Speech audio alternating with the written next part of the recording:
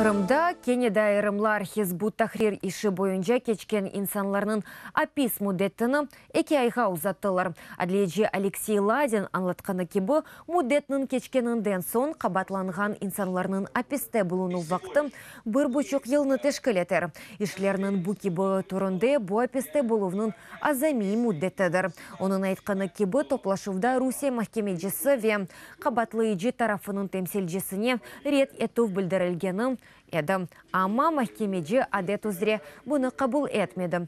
Хизбут Тахрир Ялта еші бойынша кечкен бірінші дорт инсаны 2016 сенесі февральның 11-інде тұтып алған еділер.